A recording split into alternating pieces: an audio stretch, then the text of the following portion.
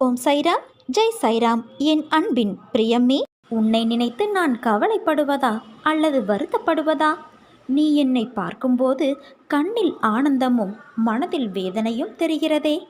என் பிள்ளை, நீ வேதனை கொள்ளலாமா? உனக்கு உன் சாய் தேவா இருக்கிறேன். உன் மனம் என்பது குழந்தையின் மனதைப் போல பளிச்சென்று பளிங்கி போல் உள்ளது. நீயோ அதை உணராமல் தேவையில்லாத விஷயங்களை நினைத்து புலம்பி வருத்தப்பட்டு கொண்டு இருக்கிறாய். இவ்வுலகில் தவறு செய்யாதவர்கள் என்று யாரும் இல்லை என் தங்கமே. சிலர் தெரிந்தும் தெரியாததுமாய் செய்கிறார்கள். அவர்களுக்கான சூழ்நிலை, நேரம், அவர்களின் வினையின் பயனால் செய்த தவறுக்கு மனவலியும் வேதனையும் அடைகின்றார்கள். உன் மனதில் ஏற்படும் அனைத்திற்கும் உன் சாய் தேவா பொறுப்பு. உன் தவறை நினைத்து வருந்துகிறாய், திருத்திக் கொள்ளவும் நினைக்கின்றாய். அது அப்படியே நடக்கும். உன்னை நல்வழிப்படுத்தவே ஜென்ம ஜென்மமாய் உன்னை நான் பின் தொடர்ந்து வருகிறேன். உனது வாழ்வில் ஒரு மிகப்பெரிய ஒரு நிகழ்ச்சி நடைபெறும். நீ எதையாவது மறைக்க முயன்றாலும் அது கவனிக்கப்பட்டுவிடும். என்னை நினைப்பதால் உனக்கு அந்த இடத்திலும் வெற்றி கிட்டும். இது உன் சாய்தேவனின் என் சத்திய வாக்கு தங்கமே. உலகிற்கு நன்மை செய்யும் இறுதி நாயகன் சாயி என அவரது அவதாரமும் அற்புதங்களும் உறுதி செய்கின்றன. இவற்றை கண்ணார கண்டும் உளமாற அனுபவித்தும் வருகிற நாம் அவற்றை நமக்குள்ளேயே பூட்டி வைத்து கொள்ளாமல் எல்லோரிடத்திலும் பாபாவின் அற்புத அருளை கொண்டு செல்ல வேண்டும். மற்றவர்களுக்காக பிரார்த்தனை செய்யுங்கள். உங்கள் பிரார்த்தனையை சீக்கிரம் நம் சாயப்பா நிறைவேற்றுவார். பாபாவை வணங்கும் பலருக்கு வழி தெரியவில்லை. அதனால் மனது அலைப்பாய்கிறது. இங்கு சென்றால் நன்மை நடக்குமா, அங்கு சென்றால் நன்மை நடக்குமா என்று பாபா ஆலயங்களையே பேதப்படுத்தி பார்க்கும் உணர்வுக்கு வந்து விடுகிறார்கள். பாபா எல்லா இடங்களிலும் நீக்கமர நிறைந்திருப்பவர். அவரது அருளை எல்லா இடங்களிலும் உங்களால் பெற்றுக்கொள்ள முடியும். ஆனால் நீங்கள் அதற்கு தயாராக இருப்பது கிடையாது. யார் மூலமாவது எதையாவது கேள்விப்பட்டால் உடனே அங்கு ஓடி காரியத்தை நிறைவேற்றி கொள்ள முற்படுகிறீர்கள். இருந்த இடத்தில் இருந்தே உணர்வோடு ஒன்றி கதறிப்பார். பாபாவின் அருளை பெற பதற்றப்படு, அவசரம் காட்டு. முழு மூச்சோடும் ஒரே மனதோடும் அவரை தியானம் செய். அப்போது வேண்டியது விரைவில் கிடைக்கும். பாபா உங்களுக்கு தராத ஒன்றை வேறெங்கும் சுலபத்தில் உங்களால் பெற இயலாது என்பதை பலரின் அனுபவ தொகுப்புகளின் அடிப்படையில் தெரிவிக்க நான் கடமைப்பட்டிருக்கிறேன். எல்லாவற்றிற்கும் ஒரு காலம் வரும் என காத்திருந்த உனது பொறுமைக்கும் நம்பிக்கைக்கும் இனி புதையல் கிடைத்தது போன்ற உனக்கான எல்லாம் வரிசையாய் வந்து குவிய போகிறது. நீ வேண்டியது இன்னும் நிறைவேறவில்லை என்ற ஆதங்கத்தில் என்னிடம் உனக்கு கோபம். ஏதேதோ பேசுகிறாய். உனக்கு நான் மட்டுமா குழந்தை? கோடான கோடி குழந்தைகள் உனக்கு. நான் இல்லை என்றால் உனக்கென்ன கவலை என்கிறாய். தயவு செய்து இந்த வார்த்தைகளை இனி உபயோகப்படுத்தாதே என் தங்கமே. தாய்க்கு எத்தனை குழந்தைகள் இருந்தாலும் எல்லோரும் சமமே. நான் உன் தாய் அல்லவா? நான் பொறுக்கி எடுத்த வைரங்களில் நீயும் அடக்கம். உனது வேண்டுதல்கள் கண்டிப்பாக நிறைவேற்றப்படும். அதற்கான காலம் கைகூடி வந்து விட்டது என் செல்வமே. அதுவரை அமைதியாக இரு. உனது அனைத்து காரியங்களையும் நானே முன்னின்று நடத்துவேன். எல்லோருக்கும் வாழ்வில் திருப்பு முனை என்பது நிச்சயம் வரும். அதுவரை தவறான பாதையை நோக்கி செல்லாமல் நாம் பொறுமையுடன் காத்திருக்க வேண்டும். நீ நினைத்த காரியம் ஒன்று கைகூடி வரப்போகிறது. சிறு தடை கூட இல்லாமல் முன்னின்று நான் அதை நடத்தி வைக்கப் போகிறேன் குழந்தையே. உன் வேதனையை நீ மட்டுமே அறிவாய். மற்றவர்களிடம் நீ பகிரச் சென்றால் அவர்கள் அவர்களுடைய வேதனை உன்னுடைய வேதனையை விட பெரிது என்று சொல்வார்களே தவிர உன் வேதனையை அவர்கள் புரிந்து கொள்ளப் போவதில்லை. மனிதர்களிடம் நீ ஆறுதல் தேடுவது உனக்கு வேதனை தரும். உனக்குள்ளே இருக்கும் என்னை உணர்ந்து கொள். உணர்ந்து சரணடைந்து என்னை காண முயற்சி செய். உனக்கான ஆறுதல் நிச்சயம் கிடைக்கும். உன்னுடைய பாரங்களை என் பாதத்தில் சமர்ப்பித்துவிடு.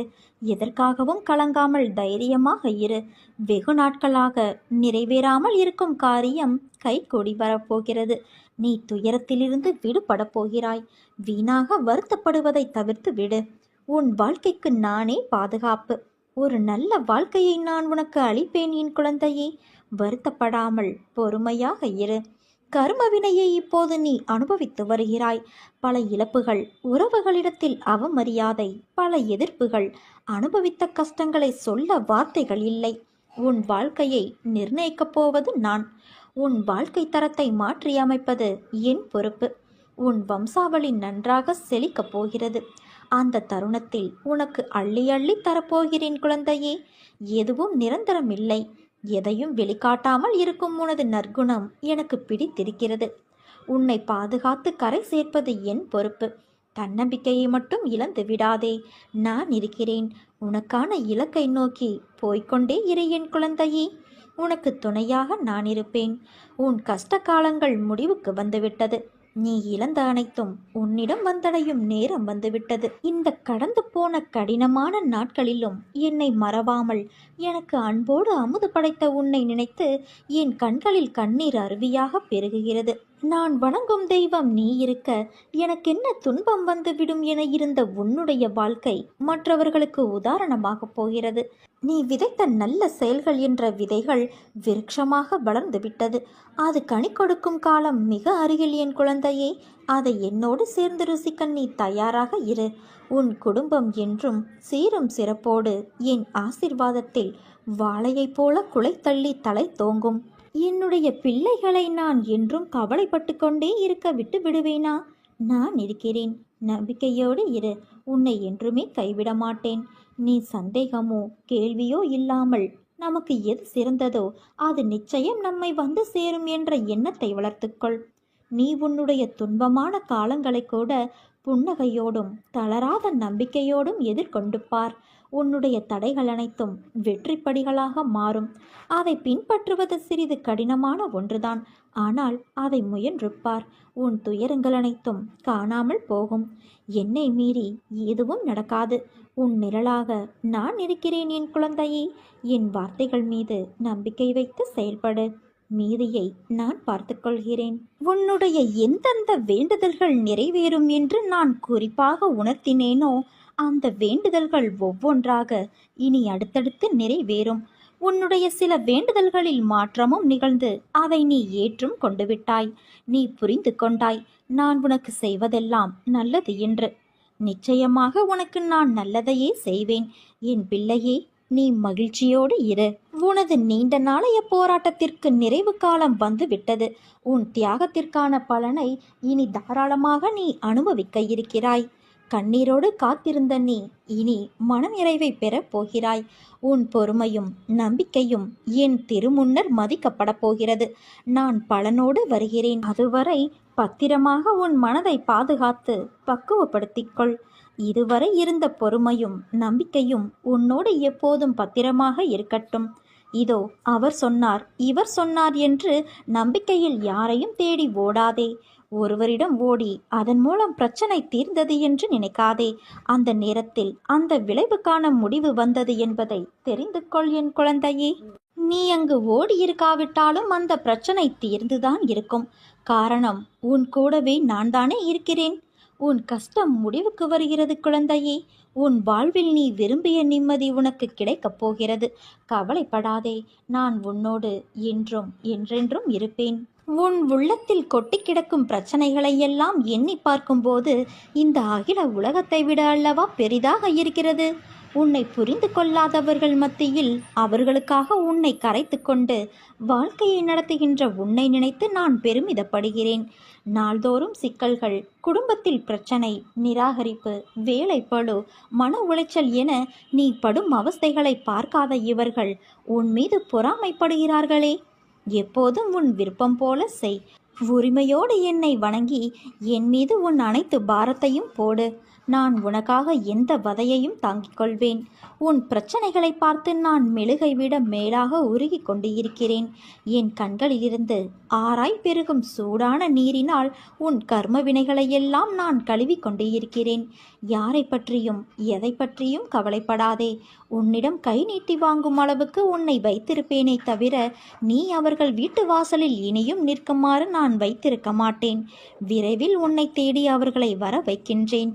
உன் பிரச்சனைகளை முழுமையாக நான் தீர்த்து வைப்பேன். உன்னை விட உன் பிரச்சனைகளை பற்றி உன்னை படைத்தவனுக்கு நன்றாக தெரியும். அவன் மீது முழு நம்பிக்கை வை. அவன் நிச்சயம் உன்னை காப்பான். உன் மனவேதனைகள் அனைத்தும் மிக விரைவில் உன் மனதை விட்டு மறைந்து சென்றுவிடும். நீ நினைக்கும் அனைத்தும் நிறைவேறும். சங்கடம் கொள்ளாதே, நான் உனக்கு துணையாக என்றும் இருப்பேன் என் குழந்தையே. நான் ஒருபோதும் உன்னை கவலைப்படு, அழுது புலம்பு என்று கூறவில்லை. நான் கூறியதையெல்லாம் என்னை நம்பு, பொறுமையாக இரு, உன்னோடு நான் இருக்கிறேன் என்பதுதான். இதை நீ கடைபிடித்தாலே போதும். பாதி துன்பம் உன்னை விட்டு விலகி சென்றுவிடும். நான் ஒருபோதும் பொய் சொல்வது கிடையாது. நல்ல வாழ்க்கை வேண்டும் என நீ கேட்டால் அதை அப்படியே நான் நிறைவேற்றி தருவேன். ஆனால் நீ நம்பிக்கையில்லாமல் கேட்கிறாய். அதனால்தான் உன்னால் என் காரியம் தடைப்பட்டு போகிறது. விரைவில் நீ நினைக்கும் மங்களகரமான காரியம் உன் வீட்டில் நடைபெறும். பொறுமையோடு இரு என் குழந்தையே. உன்னுடைய அனைத்து பாரத்தையும் சுமக்க நான் காத்து கொண்டு இருக்கிறேன். வாழ்க்கையில் துணிந்து போராடு. எந்த சூழ்நிலையிலும் யாரையும் வெறுத்து ஒதுக்க நினைக்காதே. கடும் சொற்களால் பேச நினைக்காதே. உன் பாரத்தை முழுவதுமாக என் மீது நம்பிக்கை வைத்து செலுத்து. நான் தயாராக இருக்கும்போது நீ எதற்காக கவலைப்படுகிறாய்? நீ படும் வேதனையிலிருந்து நான் உன்னை விடுவிப்பேன். உனக்கு ஏற்பட்ட பல கஷ்டங்கள், கடன் தொல்லைகள், இவைகளிலிருந்து உன்னை நான் விடுவிக்கப் போகிறேன். இதுவரை நீ நேர்முகமாகவும் மறைமுகமாகவும் நீ பட்டதெல்லாம் போதும். காலத்தின் கட்டாயம், உன் கர்ம பலன்களை அனுபவிக்க வேண்டிய சூழ்நிலை. ஆனால் இப்போது இதிலிருந்து உன்னை முழுவதுமாக நான் விடுவித்து விட்டேன். மகிழ்ச்சியாக இரு. வாழ்க்கையில் நிச்சயம் ஏற்றம் பெறுவாய். அனைத்திலும் வெற்றி பெறுவாய். நான் உன்னோடு இருக்கும்போது நீ ஏன் வீணாக அழுகிறாய்? அழுதது போதும். எவரெவர் தூற்றினாரோ அவர் உன்னை பார்த்து பொறாமை கொள்ளும் காலம் வரப்போகிறது. நல்லதை மட்டும் நினை, நல்லதை மட்டும் பேசு. முடிந்தவரை உதவி செய். உன் வாழ்க்கையில் இன்னும் எத்தனை நாள் இழந்து போன விஷயங்களையும் உறவுகளையும் நினைத்து வருத்தப்பட போகிறாய்? அவர்கள் உன் அன்பை சிறிதும் உணராத மனம் படைத்தவர்கள் என்று நீ அறிவாயல்லவா? அதை உணர்ந்து தெரிந்த பிறகும் அவர்களுக்காக இன்னும் உன் நிமிடங்களை செலவழித்து உன் வாழ்க்கையின் சந்தோஷத்தையும் நிம்மதியையும் இழக்காதே. உன் மனம் ரணத்தால் கொதித்து போயிருக்கிறது. ஆதங்கத்திலும் வழியிலும் நீ இருக்கிறாய். நமக்கு என்று ஒரு நாள் வரும், அன்றைக்கு நாம் பேசிக்கலாம் என்று வேதனையில் இருக்கிறாய். நீ பேசி என்ன பயன்? அவர்கள் அப்படித்தான், திருந்தாத மனிதர்கள். அவர்களை கணக்கில் எடுத்து பேசினால் நீதான் நிம்மதி இழப்பாய். அதை ஞாபகம் வைத்துக்கொள். உன்னையும் உன் அன்பையும் கொண்டாடுபவர்கள் இருக்கிறார்கள். அவர்களுக்காக நீ சிரி, அழு, வருத்தப்படு, உதவி செய். ஆனால் உன்னை மதிக்காத இடத்தில் ஒரு நிமிடம் கூட தங்காதே. அமைதியாக அவர்களை விட்டு நகர்ந்து வந்துவிடு. அவர்களை பற்றி யோசிக்காதே. உன் கோபம் நியாயமானதுதான். ஆனால் அது வேண்டாம் என் குழந்தையே. அது உன்னையும் உன் நிம்மதி, சிரிப்பு, சந்தோஷத்தையும் துளைத்துவிடும். உனக்கு எந்த விதமான குழம்பும் நிலையும் வேண்டாம். அனைத்தையும் என்னிடம் விட்டுவிட்டாயல்லவா? இனிமேல் எல்லாம் நல்ல காலம்தான். அளவுக்கு அதிகமாக என்னை நேசிக்கும் ஒருவருக்கு அதி உன்னத அற்புதங்கள் நடக்கும் என்பதை அனுபவபூர்வமாக எப்படி அறியலாம் தெரியுமா? நான் எப்போதுமே பக்தர்களின் குறைகளை களையும் போது அந்த குறையின் தாக்கத்தை நான் ஏற்றுக்கொள்வேன். அதே போல என்னிடம் நெருக்கமாக உள்ள பக்தர்கள் மற்ற பக்தர்களுக்காக வேண்டும் நிலை ஏற்படும் போது அவர்களையும் அவர்கள் வேண்டும் வேண்டுதலுக்கான தாக்கம் ஓரளவாவது தாக்கவே செய்யும். இதை அனைவராலும் உணர முடியாது. அந்த நிலையில் உள்ளவர்களால் மட்டுமே இதை உணர முடியும். முடியாத ஒன்றை கூட நடத்தி காட்டுபவள் உன் அன்னையான நான் உன் வாழ்வில் இருக்கிறேன். அதை நீ மறந்து விடாதே. உனக்கென்று விதிக்கப்பட்டது நிச்சயம் உன்னை வந்து சேரும். அதை புரிந்து கொள். உன் உழைப்பு என்றுமே வீணாகாது.